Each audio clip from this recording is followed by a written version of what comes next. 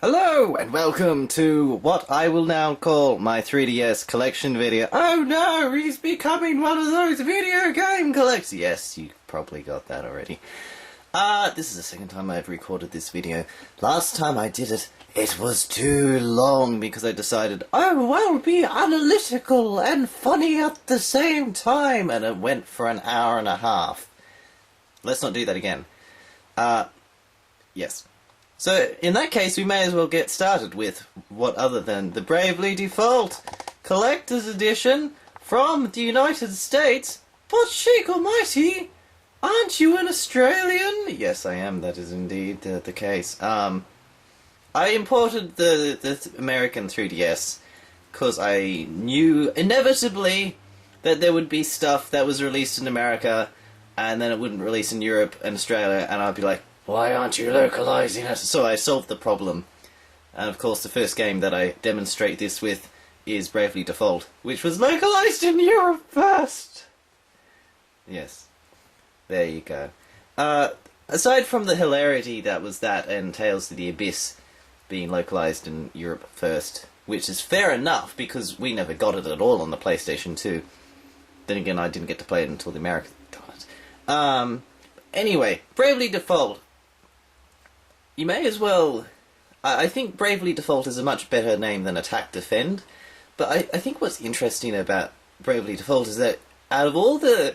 There have been so many JRPGs released over the years, but the actual JRPG battle system has never really advanced. You've had the active battle systems from Final Fantasy, obviously action-based, like Tales, but there's never been something that has, like, shocked people by actually being an addition to the battle system. Maybe there's sort of like the job system has obviously stuck with us.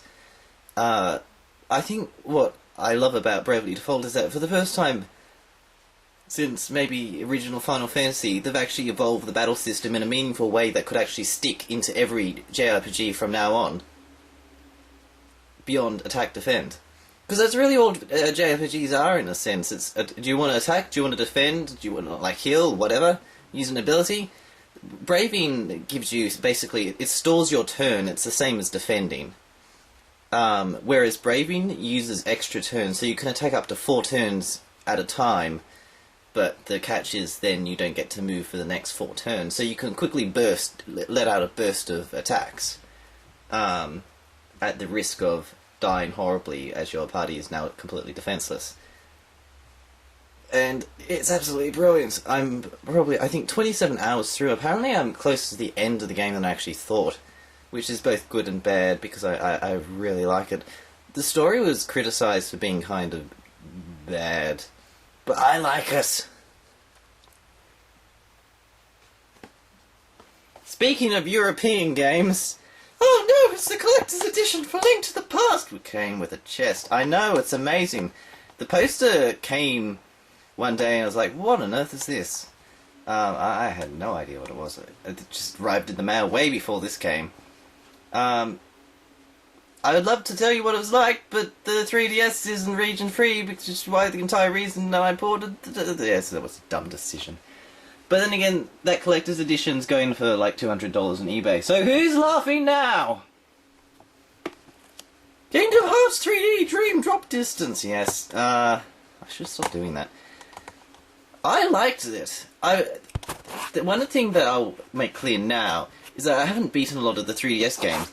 And that was due to, you probably noticed this during my Let's Plays, but I didn't finish games for a long time. I sort of... When I stopped doing Let's Plays for a while last year because my computer broke down, I decided that I was going to finish every game I started from now on, and that's basically been what I've been doing since then. So even though I haven't finished Kingdom Hearts Dream Drop Distance, it was actually a surprisingly fun game, although I was playing on the hardest difficulty setting, so I kept on getting stuck. It's like, why do you instantly kill me? Impressively good though. Although it does suffer a bit from the how should we put it? Kingdom Hearts spin-off syndrome. These are all the collector's editions I have first, and I'll do... Oops, they kind of fell over. Adventure time. Hey, Ice King, why'd you steal our garbage? Why did you steal our garbage? You know what's not garbage? This game! It's a Legend of Zelda 2 inspired game. It's delightful. It's a bit short, though. That's the main reason it was criticised, but I like it. Please don't fall over. Right. Stay. Stay. No! No! No! Shin Megami Tensei 4 because it was falling over. You know what I was saying about things not being localized in Europe? Ha ha! Finally my decision paid off. This is amazing. No, it's, as I said, this is the other battle system that I think really sticks, is that in the weaknesses. I mean, Pokemon in a sense did it first. Maybe Shin Megami Tensei did. No, never mind. Ignore what I just said. People are going to attack that. But adding weaknesses to I mean, they've been in pretty much every JRPG, because it's like, oh yes, the boss is weak to lightning, but the lightning just results in an increase in damage in most games. This one actually, again, it has a similar skipping turn mechanic. And it's interesting as well with the difficulty in that it can go from being really, really easy, in the sense you're on a roll, your party's leveled up, to instantly dying because you made a stupid decision in your party organisation and then you're wiped out and sent to the start screen. Has a good story and funny voice acting. I like it. Stay! Was falling over. Fine. Speaking of garbage, but actually it's kind of out of order. Well, it's done, you Shin Megami Tensei 4. This game is awful. Oh, it's not that bad, I suppose. The 3DS version is absolutely so disappointing on something that was already really kind of disappointing. There's no sort of like happy way to express this one. The graphics are washed out, it runs slowly. They're blurry. They're not washed out, they're blurry. It's low resolution, and just the entire structure's kind of dull. Not to mention there's no way to play it online or in local multi. You can play it on local multiplayer, I think. That requires having... Well, let's just pretend that it is in local multiplayer. That requires having someone else who also owns a game on the 3DS. And I mean, who would want to own this one, really? Ah, it's okay. Not the worst thing in the world. Stay. We'll do this one. Hang on. Code of Princess! It's actually really good. I like this one.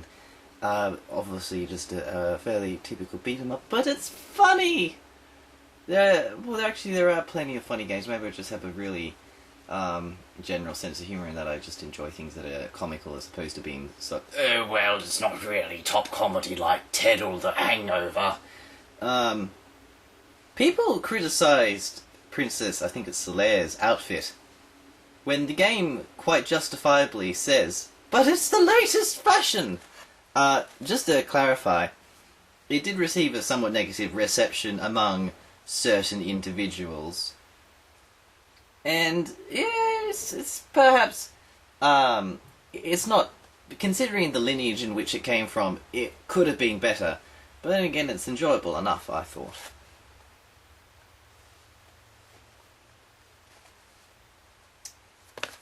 I need to get used to not standing them up. Etrian Odyssey 4, Legends of the Titans! Oh my goodness, this was actually such a surprise. Again, going back to that 90s style of sort of like fairly basic dungeoneering exploration, everything worked for this in my opinion. I loved actually being able to create... One of the things, if you don't like these games, try creating a party and then naming them after things, or thinking of names, or giving them personality or something.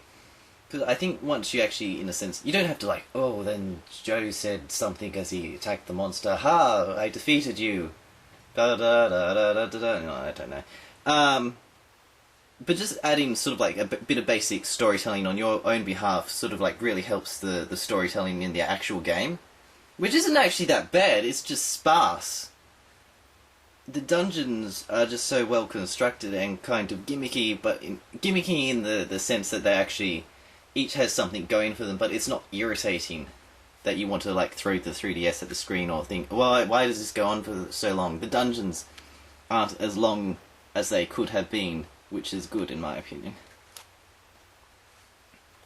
I'm doing all the collector's editions, and most of them are RPG, so there you go. Etrian Odyssey Untold, the Millennium Girl, remake of the first Etrian Odyssey. I haven't played it yet very much since I haven't finished the Etrian Odyssey 4.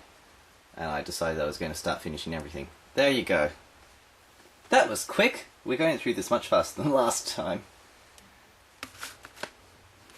Shin Megami Tensei Devil Summoner Soul Hackers. I actually like this more than Shin Megami Tensei 4. Which is a little bit surprising. It was a Saturn game, but it looks like a PlayStation 1 game if you can visualize that. Just polished up more, thankfully. And it's really, really good. I love the story, I loved all the characters. Oh, and just exploring it. It just has such an interesting atmosphere. It's so different. I've never seen anything like it before. So unique. Definitely recommend it. Maybe some... yeah. No, I can't really fault it that much. There we go. Project Cross Zone! This is actually... I suppose it depends on what you like. I'm just changing position so my leg doesn't go numb. Well, it's actually probably more likely to go... never mind. It's a strategy RPG, turn-based. You go around, press buttons in random orders and then kill things. The only problem with it... so, I mean, it's really fan-servicey in there. Well, fan-servicey in both senses of the word, but mostly in the... there's lots of different characters from lots of different franchises getting together and bouncing around the screen. Ha ha ha! The only problem perhaps is that it's a little bit... the battles can go on for a bit too long, and they're not... it's not the hardest game in the world, but then again, mistakes can happen, especially when a battle goes on for a really long time. But no, I think it's pretty enjoyable. And it's kind of surprising that we got it at all. Well, actually, I'm not surprised. I'm not as cynical as some people are. Cave Story 3D! It's a 3D remake of Cave Story in 2D. The funny thing is that I really wanted to replay Cave Story, so I thought, oh, I'll buy the 3D version so I could have a retail copy. And actually, I think the Pixel, who's the guy that made Cave Story, he actually said, would anybody be interested in retail copy of Cave Story 2D? It's like, I would be. I like the 3D version, but it's better in 2D. I don't know, it just loses a little bit of the... it has a cool cover. But it loses a bit of the old Sega Mega Drive charm of the original. Kid Icarus Uprising. This actually came in the post at the same time as Tales of the Abyss. And it was criticised for having controls. It's like, oh, my hand, it is breaking under the stress of... I don't know. Personally speaking, it's the best game ever made. It's probably the best Nintendo game I've ever played, honestly. I like it so much. If this was... you know how in primary school when you sort of like say, oh, I love cheese sandwiches... and then everyone's like, well, if you love cheese sandwiches so much, why don't you marry us? Or you say, oh, I love Kyle. It's like, oh, well, if you love Kyle so much, why don't you marry us? Kyle was my action figure, by the way. It's the modern day equivalent of that. If video games were marriageable material, Kid Icarus Uprising would be. This is getting increasingly awkward. It's brilliant. I love the combat. I love the story. Oh, it was so good. Oh. Now I need to go and get the rest of the games. Okay. Tales of the Abyss. This was the one that was localized in Europe before, and I was like, darn it. Because it came right after. It was like, oh yeah, Tales of the Abyss coming to Europe first. Right after mine arrived. It's like, well, that worked out well, so then I had to wait till February. I'm glad I did, because then I got Kid Icarus Uprising and Tales of the Abyss at the same time. This was the first Tales game I actually played. Now I played Tales of Graces, Tales of Zelia, Tales of Destiny, Tales of Fantasia, Tales of Symphonia. Have I said them all? I'm not actually sure. And Tales of the Abyss. Oh wait, Tales of Vesperia, right. I think Tales of the Abyss is my favourite out of all of them. Because every other one has had some kind of weird problem.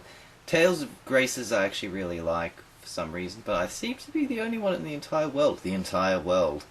I like the story and the characters in it. Shut up, don't care. Tales of Xillia was really good, but it took 18 hours until I was actually enjoying it. In that, I mean, there was a point, like, my enjoyment went from about 20%, it's like, oh, why am I doing this so much? Yeah, I don't want to get on anymore. To, oh my goodness, this is amazing! And then I'm playing through Tales of Symphonia at the moment. And that one's really good, but at the same time it feels really long. And then Tales of Vesperia, I don't know, they all seem to have their own little issues. And this one did as well, but it had the most interesting story, and it had sort of like so many breakpoints where it seemed like the story just became so much more interesting. It was a bit like Final Fantasy X, I always thought. So this is actually Tales of Symphonia. I think Final Fantasy X inspired a lot of things, including... Anyway, it's really good. Buy it if you don't, if you want. You don't have to. Paper Mario Sticker Star. Is that what it's called? Oh, okay, I thought it was called something different. It's not. It's better than people think it is, I think. It feels more like a... There was a comparison that was made when it came out, and they said that it's more like an adventure game than a... An adventure game, not in the, like, oh yes, point, click here to do stuff. But, yeah, well, it's just a straight-out adventure game in a sense. No real story, just sort of like fun puzzles and combat and things like that. But people were kind of a little bit upset over this one. I liked it more than I thought. The only problem is that, and this is going to sound like a major problem, but, I mean, it is in a sense because I stopped playing it. And it seemed like I had played it for about 10 hours, and then I checked the time on my 3DS, and it was only 3.5, so, well, okay, maybe it was a bit of a problem. But it can be a bit boring in, like, the location and settings that you go to. But I don't know, there was something, it was still funny and enjoyable in its own right, I thought, maybe. Maybe not. Don't attack me. I don't deserve to die, or do I? Luigi's Dark Moon Mansion! That was the wrong way. Really, really good. Speaking of, sort of like Nintendo making adventure games, oh no, there's another one! They cropped up everywhere. I always thought it was strange that this didn't go on the Wii U just because the Wii U seems to be destined for the same road as the GameCube. Poor little Wii U. It'll come back. No, it's really entertaining and fun, and it has an interesting multiplayer mode. Sorry, I'm trying to rush through these because I don't want it to go for an hour again. Or an hour and a half. Animal Crossing! New Leaf! Welcome to Animal Crossing! Maybe also known as the greatest game to have ever been created ever. This was so addictive, and people are still playing it. It's absolutely incredible. There was I mean, this is perhaps slightly of a tangent, but it comes back into it. I mean, people always sort of like feminism suddenly became an issue in video games a while ago, and people were like, oh yes, but all these games just cater for boys. And there's so much just blood and guts and fan service, but nothing for women. But then the boys were like, well, what do you want to do? Do you want to play Barbie Pony Horse Adventure game? Do you? Do you really? And I think what's interesting is that, in a sense, Animal Crossing, I'm fairly certain it was sort of like designed or created or something by a woman. And it's a completely gender-neutral game in so many... Well, completely gender-neutral. But at the same time, it's not blood and guts, and it's still incredibly entertaining. I think it was just an interesting sort of, like, insight into that, yes, you don't have to have... It doesn't have to be either or, it doesn't have to be for boys or for girls. You can have something that's actually appeals to everyone, and everyone's happy. See how that works? It's amazing. Super Mario 3D Land. This was the game that saved the 3DS alongside the next one that we will be showing in a moment. Really, really good. Not as good as Mario 3D World on the Wii U. The only caveat I have again with this one, I have actually finished it, although I didn't finish the Special Worlds because the Special Worlds are actually surprisingly hard, and I like hard games, but I don't know. There's something about Mario, my hands sweat whenever I play it. So, like, I finish one level, and then my 3DS is soaked, and then I'm worried that I'm going to short-circuit. I'm not sure, it's just Mario. But it does have a sort of, like, some of the like, slight boringness that Sticker Star had, in terms of its design and aesthetics. But it's still fun. Mario Kart 7. I haven't spent as much time with this as I should, because I can't play it with anyone I know. Which does kind of bring up the question, what is the point of a Mario Kart on a handheld? I don't know.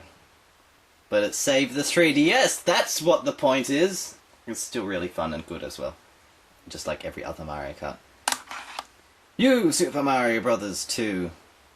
I never liked any of the Mario games when I was younger. We could rephrase that to say that I had a pathological hatred of them. Mainly, it wasn't because I didn't actually grow up with the Mega Drive versus the Super Nintendo. I actually have a Super Nintendo and not a Mega Drive. Oh. Which is one of those sad ironies of life. But back in sort of like 2001, 2002, I would always love to go to the Salvation Army and second-hand shops to see whether they had magazines, video game magazines. And they did. They had all these old Nintendo ones. I thought, oh yeah, I remember they used to talk about Nintendo when I was in kindergarten. We used to play games that involved Mario and Sonic, and I never wanted to be someone who's like, you can be Metal Sonic, and I'll be Fire Sonic, and you can be Angel Sonic, and then it's like, you can be Devil Sonic! I don't want to be Devil Sonic! That's what my childhood was like. And then people always used to play oh yes, we can play Banjo-Kazooie, you can be Banjo, and I'll be Kazooie. Except it was the other way around, I was always Kazooie. I think I was once one of the eggs that Kazooie threw. I wasn't very popular at times. But there was all these magazines around, and in the fan art I loved reading them. I've read them so many times, I still have them. But the fan art sections were absolutely awful, in that you'd have these pictures of Sonic's decapitated head being kicked into a goalpost by Mario, or some actually incredibly sexual jokes being made about Sonic or Link and Sonic. It was awful. I hated Mario after that. Now, skip forward however many years and it's actually pretty fun. But then again, and this one wasn't as well received as the other ones because it was just, again, New Super Mario Brothers 2 times 2, which is the 4th game. That is New Super Mario Brothers. But no, it's still pretty entertaining. Legend of Zelda Ocarina of Time. You know, there's another interesting concept that I think is perhaps slightly overused, and that's the concept of something being overrated, and I'm not sure whether I can actually explicate what I mean in the amount of time that I have to think as I speak in front of the camera, and you watch here's Epona. Yee! There's your entertainment. I think the problem with things being overrated, oh yes, The Last of Us, it is so overrated. Oh, Gravity, it is so overrated. Oh, 2001 A Space Odyssey, it's so overrated, and then you have the people, because it's older content, saying, no, you don't understand, you weren't there, man! Which is essentially another thing that happens with retro games, where people get very defensive over them. But I think what I don't like about the concept of things being overrated is that it basically says, I'm right, you're wrong, because it's overrated. Which is basically saying, I like it and you don't. Or you like it and I don't, but you're actually wrong because it's actually terrible. How can you like this? You must be stupid. I think there's a lot of sentiment that goes into when people talk about overrated, and I don't like that. With that being said, I don't like Legend of Zelda Ocarina of Time as much as anyone else. As much as most people, but at the same time I still really enjoy it. It's just not to the same extent as many people, sort of bringing 2001 A Space Odyssey into it. I really enjoyed 2001 A Space Odyssey, I just didn't enjoy it as much as, things gain more prestige over time. I mean, this was well received when it came out, but now, try saying something bad. Actually, people say something bad about it all the time, then it becomes arguments and fights. Hang on, change position. I'm not sure whether I sound any different, but my leg was actually sort of physically going to fall off if I just stood in the semi-crouch position near the floor. Yeah. But no, it's still really good. It's strange though how, my favourite dungeon was actually the Water Temple, which is the most despised dungeon, I think, perhaps in all of Legend of Zelda. I mean, Legend Ocarina of Time is the most beloved of the entire franchise, but the Water Temple seems to just hold revile and hatred, sort of for being conniving, but it's not that bad! I don't really understand what people are going on about it. It's a bit blown in that extent. I mean, I managed to beat it without looking at the guide, which is incredible. because I had to look up a guide for pretty much everything else. It was a stupid part. I liked the fire temple. I liked the forest temple. I hated the Deku tree. Stupid Deku tree. It's just such a first level experience. But I guess it was also it's 1998 it came out. It's sort of 3D gaming was so much newer. And you can never really go back to that. It's like in regards to 2001 A Space Odyssey, I was reading about David Bowie, and I think he watched it because David Bowie, obviously, the lead character in Space Odyssey is called Dr. David Bowman. And David Bowie was saying, oh yes, I went to see it sort of like at launch. And I think he was a bit stoned, he said. But at the same time, it struck such a chord, and you can see it in David Bowie's music, and that basically it changed everything. It created David Bowie, the musician, and Ziggy Stardust, and Earth to Commander Tom, or whatever. And I think it's a similar case with Ocarina of Time, so even if you don't appreciate something like Ocarina of Time or The Last of Us, or whatever other overrated games there are out there, I think it is important to at least look at and recognise the history, even if you can't enjoy it as much as other people. And then again, trying to enjoy it as well. I mean, there's an idea. If you try to enjoy something, I find it's much easier. Fire Emblem Awakening. I'm not sure what I can say that doesn't involve saying, oh, it's really good, but it is. It's really good. Maybe if I say in a funny accent, that will get the point across better. This is what happens when you cross a strategy role-playing game with a dating simulator, except it's more like Magical Diary than a dating simulator, in that you're not really managing affection, you basically just stick two people together and then they're like, oh, I don't like you, but I feel more affection towards you now. Here, there's a baby from the future. Come fight by our side, child. It's weird. But also really fun. And a great demonstration of how animation always tops sort of like high fidelity graphics, because I love the animation battles. Even the animation in the older Fire Emblem games with the sprites are just incredible. Very visceral feeling. Resident Evil Revelations. I'll get these two out first. So Resident Evil 5 came out, and it was a thing, and because it came after Resident Evil 4, and I mean, there's so many opinions. It's not I think perhaps it was well received by critics, which I think is a good indication, generally speaking, that it is high quality, and it is high quality.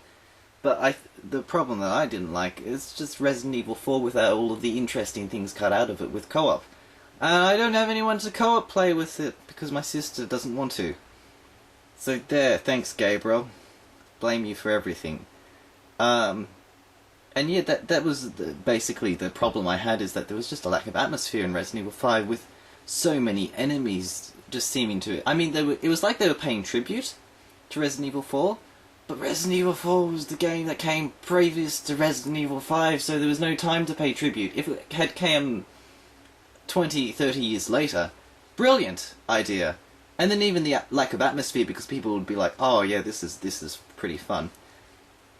Then of course you have Resident Evil 6, which actually came after Resident Evil Revelations, but we'll go with this anyway because it's interesting to compare.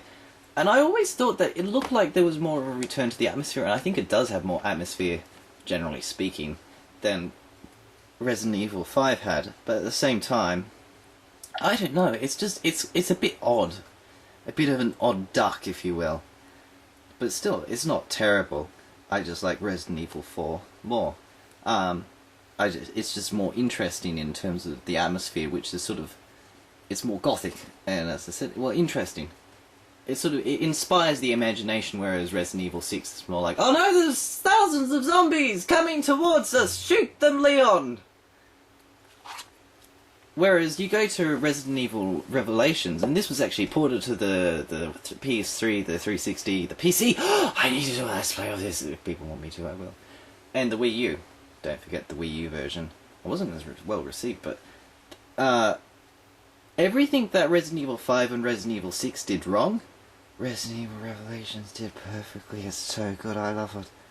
This is the second marriage candidate. It's like in Harvest Moon, how there's always that rival that comes in. Kid Icarus is like Geraldine. No, not Geraldine. He's I don't know. This is a stupid analogy. It's really fun, and it has the interesting atmosphere, except for just these strange. Next, previously on Resident Evil Alan Wake / TV serial type interludes, and then you have these action sequences and there's sort of like scary sequences, but no one wants to play the action sequences. Actually, action sequences weren't that bad, but I don't know. It's still really good.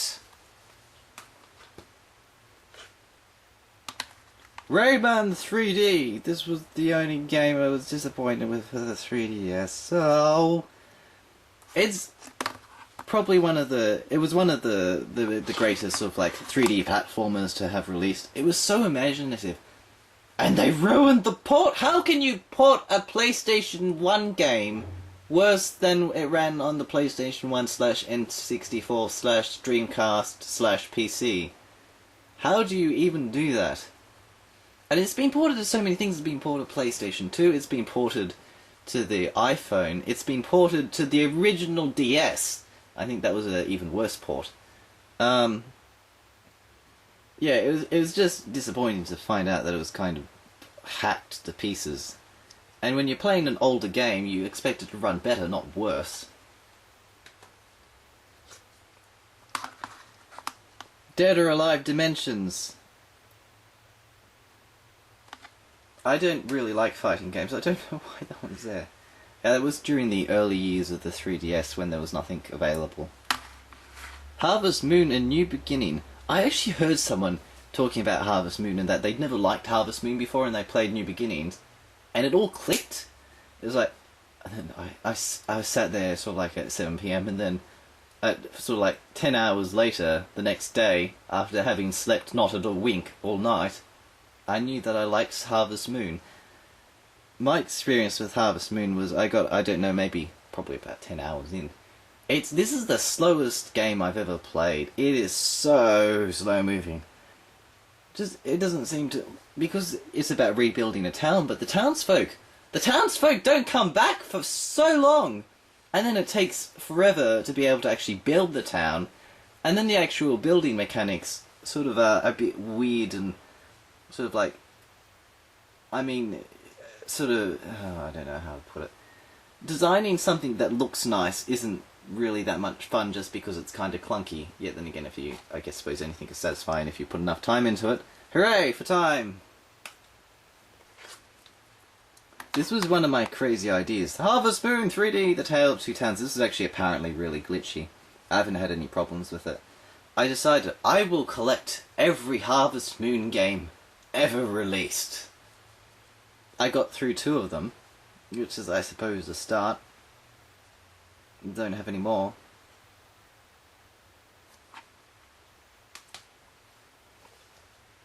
Oh, this is the final game! Oh, I made it! Ah! Rune Factory 4! A New Beginning with Dragon and the people. It's really good. Oh, I'm so tired. I feel like my mind is just released all of the thoughts that I had, and now I can't think anymore. I own 2 of the other Harvest Moon games. In other words, Harvest Moon. My mind! Where? Rune Factory 1 and 2. Rune Factory 4 is so much better than Rune Factory 1 and 2. Oh my goodness. It's almost an unbelievable improvement over the other ones. Absolutely incredible. In terms of graphics, it looks a lot like the original DS games, except the animation is better. The 3D effect is awful. It's sort of like the worst example that I've seen, aside from perhaps Pokemon X and Y, which I unfortunately decided to go with the download version of Pokemon, so I can't really show it off. And 3D on Pokemon was disappointing. But yeah, this was another one that wasn't released in Europe, and it never will be, because Atlas exceeds America and Nintendo is stupid, as Europe's stupid as well, because they're Europe's, and Australia's just, oh, why do we get stuck with you? No, it's not really like that. Or is it? No, it's not. Okay, I've processed that. I can't really think of anything else to say, so I'm just going to say go buy Rune Factory 4 unless you're from Europe or Australia.